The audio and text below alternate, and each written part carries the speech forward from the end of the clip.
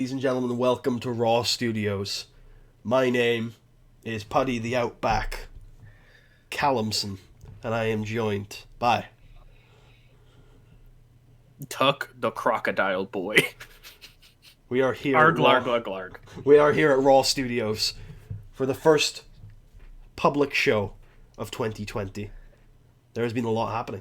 We start off 2020 with a new Raw champion, the highest paid man in the business, the new star of the Swoop McCarthy show, Frog Element. Should we just get into his story, or should we explain And this anything is else? his story. Dum dum. So we kick things off in the back. God, that's terrible. Not really. It was like 5 minutes. Anyway, in the back alley, and we're beating and Luke Steele is beating the shit out of local Jamaican JT Ace. And what is he saying, Tucker? How is he beating the shit out of him? He's tossing him into walls, and he's throwing him into garbage cans. He just keeps yelling, "Where is he? Tell me where he is! Tell me now!" And he fucking slams his head into a wall, and oh my god, it's so violent, brutal. We can't even show most of it. The camera keeps kind of, half panning away to try to hide the immense violence of this angle. And eventually Luke beats JTA so senseless that he's not even able to stand up or respond anymore. He's out cold. And Luke, somewhat angrily, begins to walk off into a nearby building. Why was Luke beating out JT Ace? What was he looking for? What was he looking for? And why did he just randomly pick on the company's only Jamaican? What's up with that? What is up with that? As That's we some move racist shit? to Frog Element, the television champion, getting off a plane in Jamaica and sitting in line in his civilian clothes with his sunglasses on is JT Ace, who sees the star of the Swoop McCarthy show getting off a plane in Jamaica. Wow! Wow! Run credits.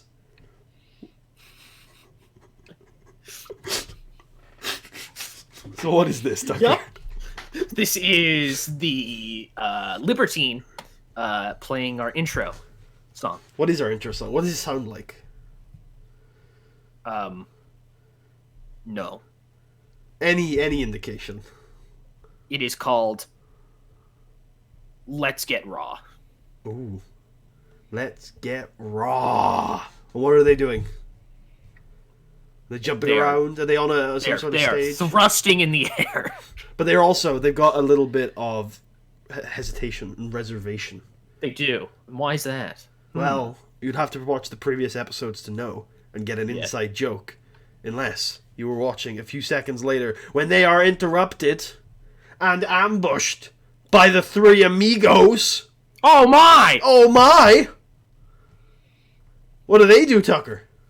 They start chasing after Libertine. Libertine's trying to get away. They're like tossing guitars at the three amigos, trying to crawl away or something like that. And they finally escape the room, and the three amigos are just kind of left there. And then Keith Murdoch suggests they all go get high. And as Libertine gets away, the camera pans up to the sun going down, and then we get a screen wipe to the sun rising in another land, because Frog Element is being shown again.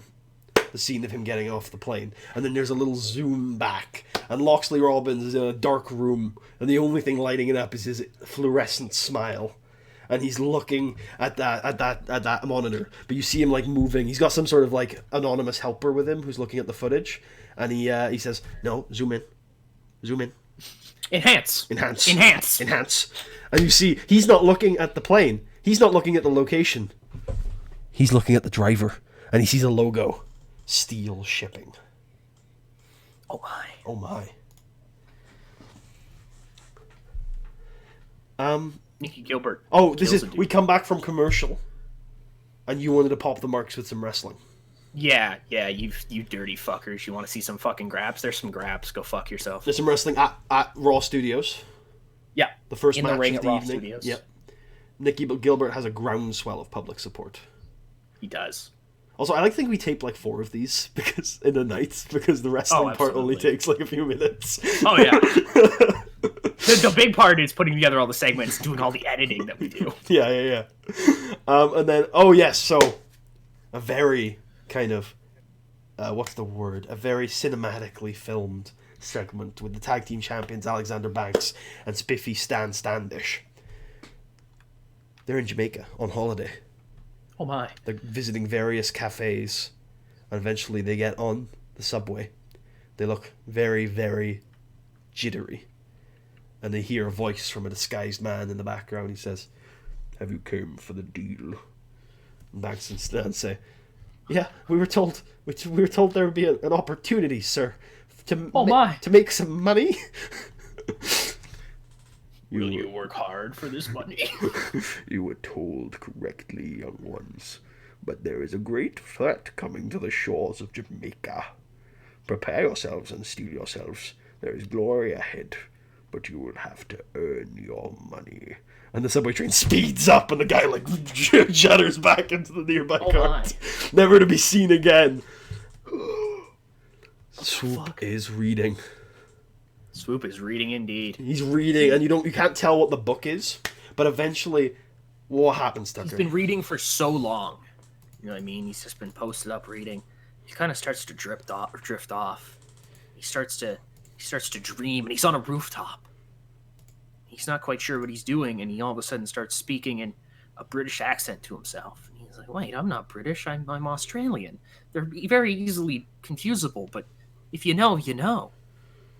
And then all of a sudden, he starts moving. He's not really in control of his body. It's a dream. But he's chasing someone. He's chasing literally someone.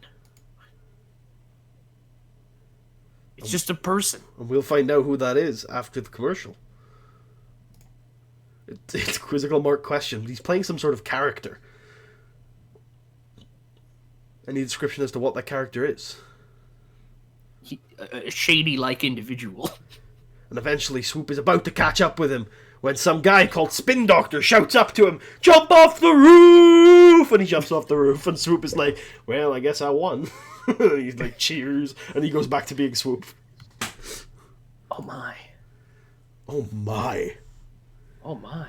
Loxley is at Steel Shipping, sat down at a table, a mahogany desk, sat across from an old man, and he says, "Hi, James. I'm Loxley.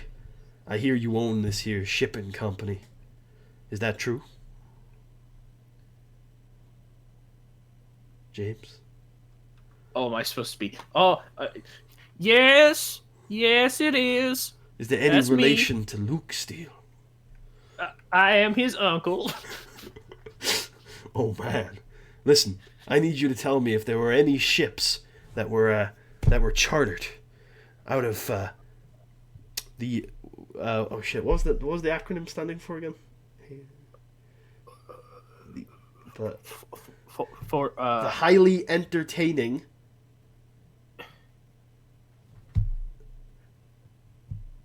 wasn't it highly eccentric and energetic lads? Highly eccentric and energetic lads, otherwise known as HEEL Australia, or what did the other one stand for again? The Force of Actively Charismatic Entertainers. The Force of Actively Charismatic Entertainers Australia. That's definitely not what it stood for, but that works Nope. too. So basically what I'm asking you, James, is if there were any flights out of Face or Heel Australia to Jamaica over the last few days. Face or heel Australia? No. And Loxley's about to leave the room, and he looks back dramatically. Oh, hold on. Just There was more one. thing. Oh, you were. Oh, No, I was kidding. oh. But there was one out of Perth. Perth. That's a hellhole not even the heels will go to. I guess No. I'll have to brave it. Do you have a flight out to Australia over the next few days? No. Could you charter one for me? If I had the money. Probably, yeah, but you'd need a lot of money. I've completely changed accents. How much money would I need, Steele? About 184,000 Australian currency. Oh no! There's a translation on screen that says $5,000. And Loxley says, "If I gonna make that amount of money in one night, I'll have to go." He looks directly at the camera. There, and then it fades, and we fade back on a rugby field. And it's somebody kind of rehabbing or whatever in there, and then they take off their rugby mask, and it's Maurice Jackson.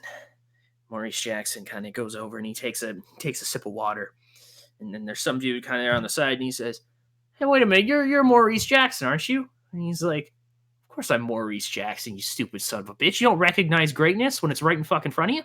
Oh my. And he says, "Oh, sorry, sir. I just this headline. Have you read this headline?" And he says, "No, I've been in a coma for conveniently 3 months, and I haven't. My first thought was to get back on the rugby field and do what I love." And he says, I thought you loved that wrestling thing." "Oh, no. I do the wrestling thing as charity. Charity to those heathenistic wrestling fans." "Oh, well. We call them Well, then marks. you haven't seen this newspaper from 2 months ago." And Maurice Jackson says, 2 months ago? "No, again, I was in that coma for 3 months. I only woke up today and immediately went back to training in rugby. Probably not smart. And he says, well, maybe read this." And Maurice Jackson takes the newspaper and it says, "Frog Element beats Swoop McCarthy for Raw Television Championship." Maurice says, "Frog Element? Frog Element?" And the dude says, "That's what it says in the paper." And he says, "Well, there's a picture even. He's got the belt. It must be true. I'd never be lied to by the media. I need to beat him. I need to beat Frog Element for that championship, to prove that I could beat Swoop McCarthy. Thank you, random bleacher dweller. What are you doing out here anyways?" He looks up and the bleacher dweller is gone. And he's like, "Oh, that's really creepy." And he runs away. Nobody's ever in those bleachers. Oh yes. So this is an important one. Why didn't you start it off with what because there is a start that you had. Pan in, Blake Belushi's in some kind of building. And he says, and he's looking at a computer screen, and he's got like reading glasses on. He like looks in, and he's like, "What the fuck?" And he calls in somebody, and he says, Clark, we're going out of business. The beautiful Blake Beauty Salon for boisterous boys is going out of business." And he says, "Well, yes, sir. I mean, it is mostly just an attraction. We actually have not hired any stylists. It's just you, sir, and you're not very good." And he says, "No, never mind that. We're going out of business?" And he says, "Yes, it's just a tourist. It's not really even an actual salon. Like, have you ever been to salon school?" And he says, I have to fix this somehow. The beautiful Blake Belushi boutique for boisterous and bungalow boys cannot go out of business. Business must boom in the Blake Belushi boisterous boutique for boys." And all of a sudden, there's a chime sound at the door, the little bell when the door opens for business at the Blake Belushi boisterous boutique for boys. And he waits a little while. And eventually the clerk says, "Aren't you going to cut his hair?" And then Belushi says, "Oh, am I supposed to do that?" He walks over and Is that how this works? He sees a lavish haircut of Loxley Robbins sitting on the chair, and Blake begins cutting it. And he could... No, hold on. There's a conversation first. No, there isn't. No, there isn't a conversation. There is one thing that is said. Okay, why don't you say one thing? Loxley walks in and sits down in the chair and looks over at Blake. Blake looks at Loxley and says, "What are you doing here?" But then no more words are exchanged. No more words, because it's very clear. And the hair begins to be cut, and just as Blake is cutting the hair, you could cut the tension in the room as it rises, and the two are looking at each other through the mirror. eyes locked, but not really locked, because they're looking at each other through the mirror. So they're not really looking at each other, but they're looking at each other, and it's tense. Every cut just more aggressive and more intentional, and it's actually a very nice haircut. Actually, put some conditioner in, and really soothes it. It gives them a bit of a massage. He's shockingly good for very, never very going good, to any kind of school. Oh, indeed. I mean, this is probably the best salon in Heel, Australia. It's the best Blake Belushi boisterous boutique for boys, in which business is booming. Okay, so, and eventually after the cut is done, they both stand up and go to the counter for payment to be received, and they're looking at each other, and Loxley pulls a small Australian coin out of his pocket and slowly puts it on the table. But the tension breaks as he puts it on the table. Blake slaps his hand, and the brawl breaks out between the two of them. Oh my! A brawl breaks out between the two of them, and then they the Loxley smashes a bit of shampoo over Blake's head, and then Loxley said, "Give me what I want." And Blake backs away. "I gave you the haircut. I gave you the haircut." And Loxley says, "Blake, I need you. I know you need the money as much as I do. Raw Studios in Face Australia needs a main event tonight."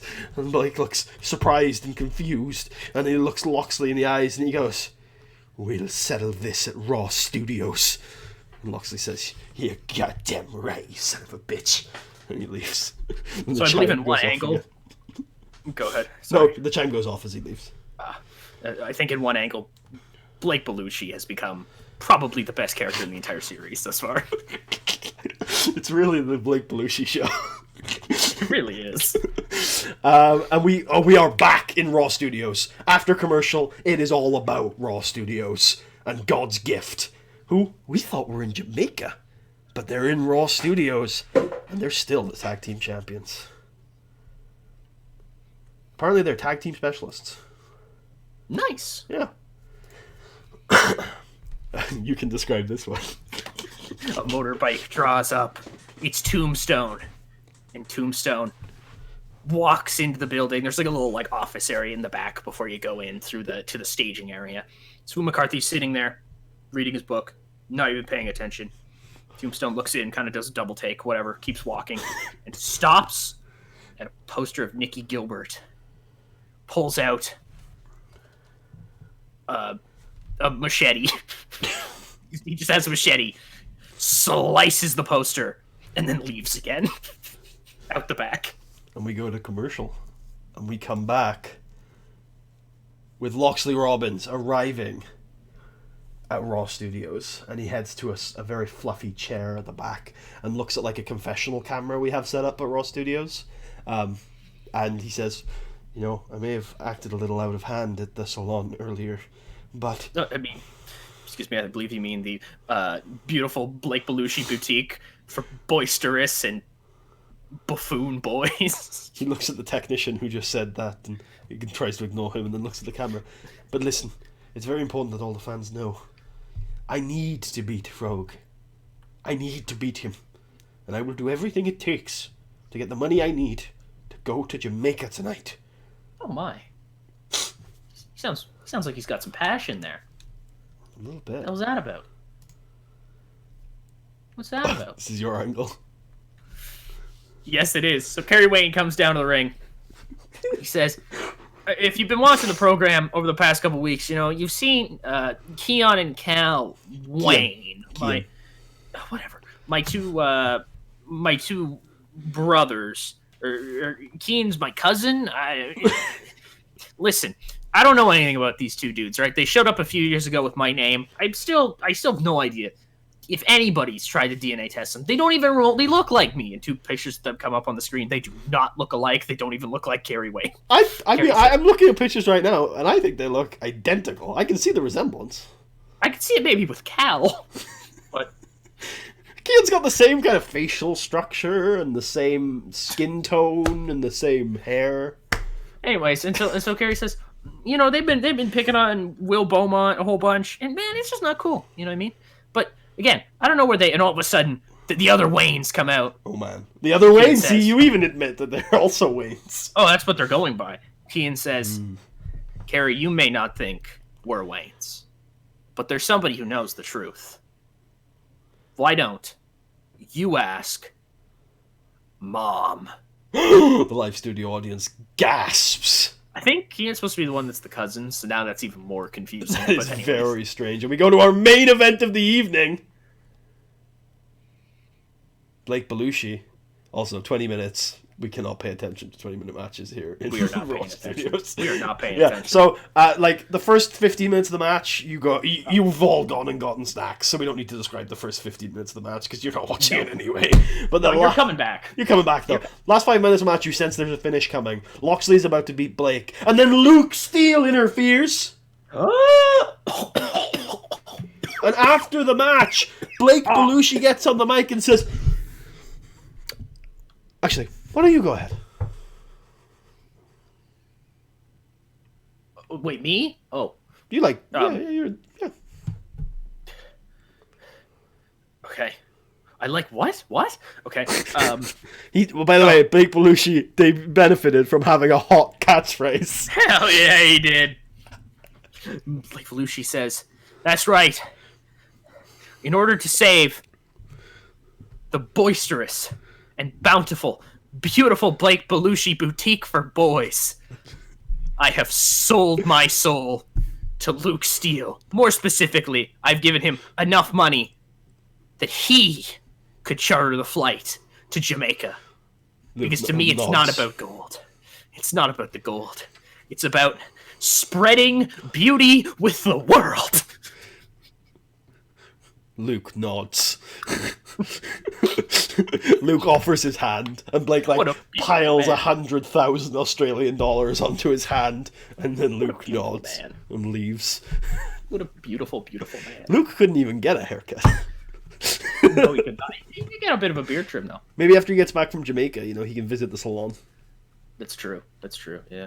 Yeah, there's no benefit to him to keeping the salon open. He's just lazy. He just doesn't want to. And that is the end of the first episode of the Swoop McCarthy. Oh, there's more. There's a post-credit scene. Captain Wrestling 2 wakes up in his home. Wakes up? Yeah, he's waking up. What? Oh, yeah, of course. He's going to check the mail, of course. I hear the mail being delivered. Yes, it's the next morning.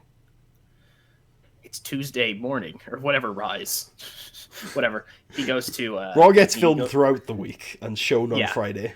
There's no idea what the fuck the timeline of Raw is. The Tag Team Champions were here, but they were in Jamaica like 5 minutes earlier. We don't know. That's part of the fun. Whatever, Captain Wrestling opens the mail and he starts changing. It still makes more sense than Zen, is what we said on the website. That's true, yep. and he takes a look at everyone, and he's going to line it up, and he's like, what?